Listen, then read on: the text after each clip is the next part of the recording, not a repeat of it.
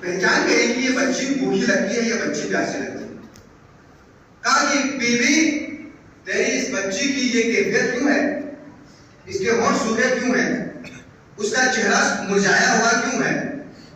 کہا کہ یہ بچی کتنے دنوں سے بھوکی بھی ہے اور یہ کتنے دنوں سے پیاسی بھی ہے، جس کی وجہ سے میری اس بچی کی صورت حال یہ ہے. وہ خاتون گئی اپنے گھر، جا کے کچھ کھانا اور تھوڑا سا پانی لے کر آیا اور آ کے پانی کو ہاتھ میں دیا بچی کے اور کہا بچی یہ پانی پی لے اور یہ کھانا کھا لو، لیکن میرے لیے کچھ دعائیں کرو. پر اتنا سننا تھا، شہزادی زینب نے کہا کہ اے بیوی تم پہلے اپنی حاجتیں بیان کرو، میری بچی پہلے تمہارے لیے دعا کرے گی پھر پانی پیے گی. یہ علی کی پوتی ہے، یہ فاطمہ زہرا کی پوتی ہے. بس سکینہ نے پانی کے کوزے کو رکھ دیا، کہا بتاؤ تمہاری دعا کیا ہے؟ تو وہ خاتون کہتی کہ میری پہلی دعا یہ ہے کہ عرصہ ہوا ہے میں مدینے کی طرف نہیں گئی ہوں، خدا مجھے مدینے کی زیارت نصیب کرے. شہزادی زینب کے دل پہ چوٹ لگی، مدینے کا نام آیا. کہا بیوی تم مدینے میں کیا کرو گی؟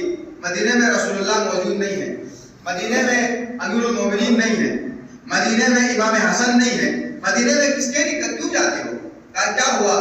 میرا شہزادہ امام حسین موجود ہے، میری شہزادی جناب زینب موجود ہے، میں ان کی کنیز رہ چکی ہوں، میں جاؤں گی اور اسے ان کی زیارت کروں گی، خدا مجھے مدینے کی زیارت نصیب کرے. شہزادی کا کلیجہ اور تڑپ گیا. ظاہر ہے خدا اتنے اونچے خاندان کو اپنے ملازموں کے سامنے جب اس کیفیت میں انسان آتا ہے تو اس پر بڑا مشکل وقت ہوتا ہے. کہا کہ دوسری دعا کیا ہے؟ بتاؤ تمہاری دوسری دعا.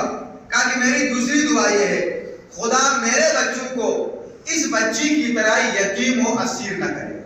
جیسے یہ بچی یتیم ہو گئی ہے اور جیسے یہ بچی اسیر ہو گئی ہے. جناب سکینہ کے ننھے ہاتھ اٹھے، کہا پروردگار اس خاتون کے بچوں کو سکینہ کی طرح یتیم و اسیر نہ کرتے تھے. پر اتنا کہنا تھا. ایک مرتبہ شہزادی زینب کہتی